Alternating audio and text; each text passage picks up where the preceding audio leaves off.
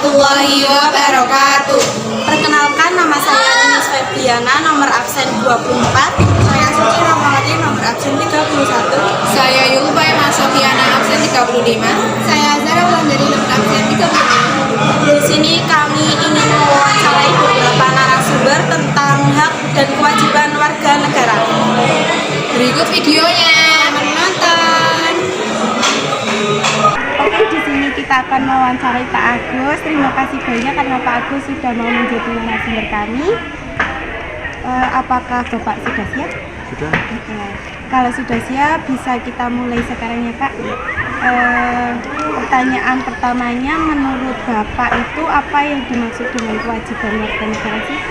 Kewajiban warga negara yaitu suatu hal yang harus dilakukan oleh setiap warga negara.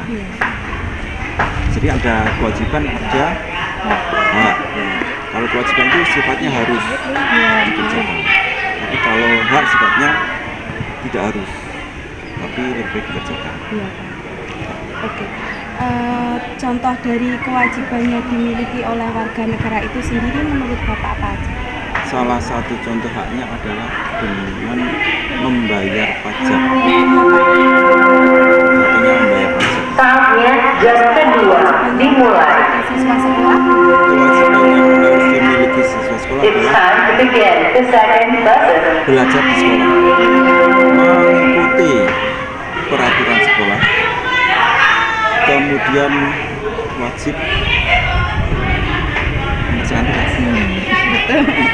Wajib ya. Iya Pak.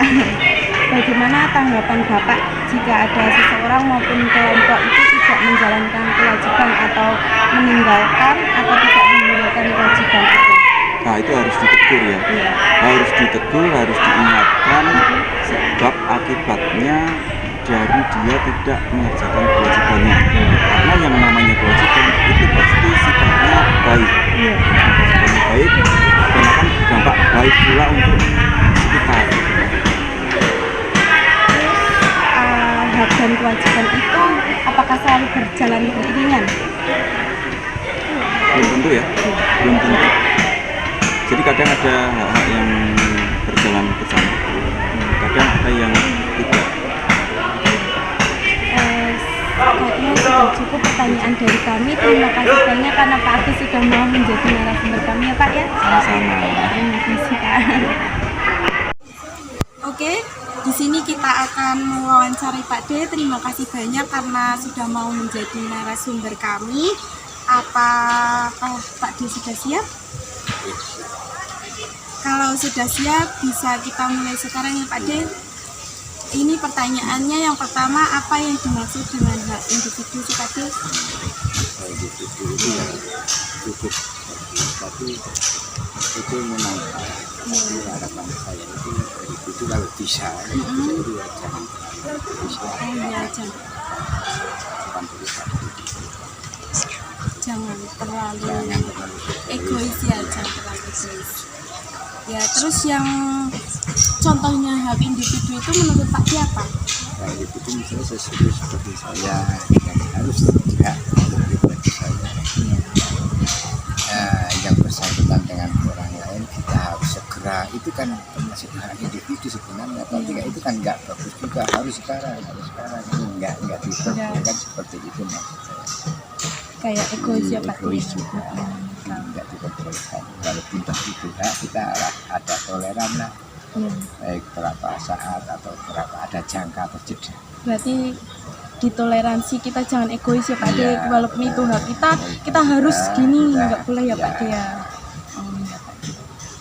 Terus bagaimana jika hak kita itu dilanggar orang lain Pak D? Nah, sebisa mungkin kalau kita bisa untuk menjalin hubungan antara teman atau saudara atau rekan kerja itu kan kita harus maklum ya sedikit bersabar lah. Kalau kita bersabar, dan kalau perlu itu ya pokoknya ya ikhlas-ikhlas saja lah kalau bisa belajar. Berarti dimaklum terus Ya, perbanyak sabar ya, Pak D. Intinya memaafkan. Terus bagaimana cara Pak D itu menjaga hak-haknya Pak D? yang menjaga Pakde itu ya dengan diri kita sendiri. Iya, berarti. Nah, individu kita sendiri itu dengan cara kita apa ya kita gambarkan aja itu tanaman, kita memupuk yang bagus-bagus itu caranya untuk menanam atau merawat hak. Jadi kita memupuk jangan catatan atau kita bertindak baik lah. Iya, biar kita dapat baliknya dari orang lain itu baik gitu, juga ya Pak Dia. Ya, kalau kita itu ngasih niat baik, insya Allah kita ya akan dapat yang baik juga ya Pak Dia. Ini yang terakhir ya Pak Dia. Tanggapan Pak D itu tentang orang-orang yang disengaja maupun tidak disengaja melanggar hak individu orang lain itu gimana Pak D? Tanggapannya Pak D? Nah, disengaja itu akan ada orang yang sering, misalnya yang tidak sengaja untuk mengganggu hak. Kita kan nggak tahu, kadang kalau waktu itu hak saya sebenarnya, tapi itu diambil dia, atau itu kan tidak disengaja. Iya, nggak disengaja lah. Terus pertanyaan lagi itu tadi yang disengaja dan tidak sengaja. Ya, dan tidak disengaja, misalnya kan kita itu punya hak, tapi ya sengaja dan tidak sengaja pun itu ada yang negatif plus minusnya juga. Yang tidak disengaja, misalnya hak saya itu di sini misalnya ada saya menerima sesuatu atas apa yang Pak dilakuin ini, terus yang tidak hak yang tidak sengaja kadang terus diberi diberi imbalannya sesuai Pak D, kewajibannya dilakukan Pak D itu. Nah, itu seperti hak yang tidak disengaja. Kalau hak yang disengaja, misalnya kita seperti itu tadi, kita apa ya, hak yang disengaja itu seperti kita melanjutkan atau intinya melaksanakan tugas itu kan suatu hak. Hak yang disengaja memang hak kewajiban untuk kita bekerja di lingkungan sana. Itu tanggapannya Pak D terhadap orang-orang yang melanggar itu gimana Pak D? Kayak kan ada orang yang melanggar hak orang lain gitu kan, terus Pak D lihat gitu loh, itu gimana tanggapan Pak D? Secara manusiawi kita tetap emosi lah, manusiawi, tapi kan gimana ya, intinya ya tetap emosi. Kalau bisa kita untuk bersabar. Apakah Pak D akan melakukan kayak negur gitu atau kasih nasihat gitu, gimana Pak D? Bila perlu kita tegur supaya orang itu jelas. Iya, biar tahu ya Pak D. Oke Pak D, terima kasih ini. Terima kasih banyak sudah menjadi narasumber kami ya Pak D ya. Kita akan mewawancarai teman-teman. Terima kasih banyak karena sudah mau menjadi narasumber dari kami. Apakah sudah siap kalian? Siap. Oke. Kalau sudah siap, kita mulai ya. Apa menurut kalian tentang hak utama setiap pelajar di sekolah? Mematuhi dan melaksanakan peraturan-peraturan yang ada di sekolah. Kewajiban pelajar itu mencakup kehadiran yang baik di sekolah kan? Terus bagaimana cara kalian itu menjaga ketepatan waktu di sekolah? Dengan cara bangun lebih awal, terus menata jadwal itu malam sebelum tidur. Bagaimana kalian itu melihat peran kewajiban pelajar dalam membangun lingkungan sekolah yang lebih baik? Bisa ulangi? Bagaimana kalian itu melihat peran kewajiban pelajar dalam membangun lingkungan sekolah yang lebih baik?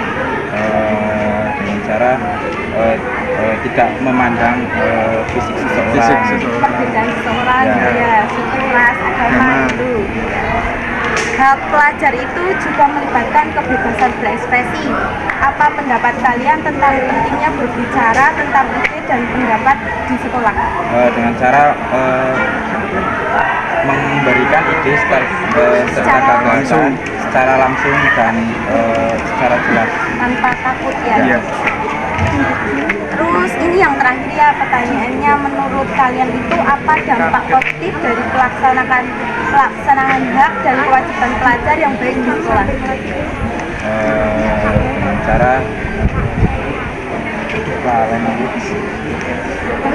Satu lagi. Bisa menurut kalian apa dampak positif dari pelaksanaan hal dan kewajiban pelajar yang baik di sekolah?